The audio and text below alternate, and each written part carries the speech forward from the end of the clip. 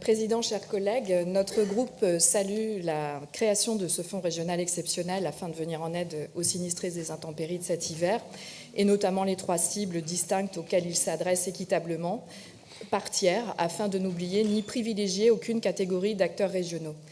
Nous souhaitons d'ailleurs adresser notre soutien et notre solidarité aux victimes et aux équipes municipales qui leur sont venues en aide.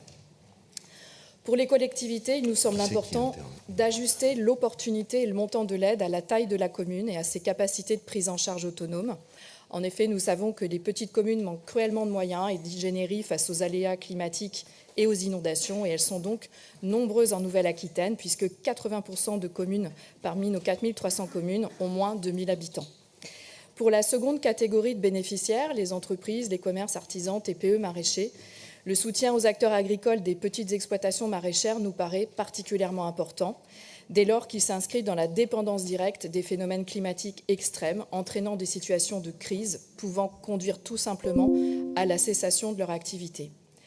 Bien que les agriculteurs bio soient plus vertueux en adaptant leurs pratiques culturelles au respect du sol, du vivant et de leur santé, nous soutenons le choix consistant à élargir le champ d'intervention à l'agriculture conventionnelle. L'inverse aurait été incompréhensible. Et dans cette perspective, néanmoins, la bonification de 10% pour les cultures biologiques s'inscrit dans une logique que nous estimons favorable et encourageante. En cela, il va de soi que nous rejetons l'amendement qui vise à exclure le bio des bénéficiaires, ce qui nous semblerait un comble. Priver celles et ceux qui préservent les sols en les rendant plus absorbants, plus vivants, tout en préservant la santé de celles et ceux qui les travaillent, nous paraît totalement absurde. Donc pour nous, le signal est au contraire très adapté. Pour les digues, ouvrages hydrauliques et milieux aquatiques, nous souscrivons à l'ensemble des mesures, bien que nous regrettions le plafond que nous trouvons peut-être très élevé de 500 000 € par mètre d'ouvrage, qui revient finalement à très fortement concentrer notre soutien plutôt qu'à le diversifier. Par ailleurs, nous souhaitons réaffirmer, comme ça a été fait dans d'autres propos dans cet hémicycle, au-delà de l'adaptation, la nécessité de poursuivre le travail sur les politiques d'atténuation qui doivent être considérées comme complémentaires. Si la tendance actuelle consiste bien souvent à les ignorer, notre région devrait sur ce point être aussi vigilante qu'exemplaire.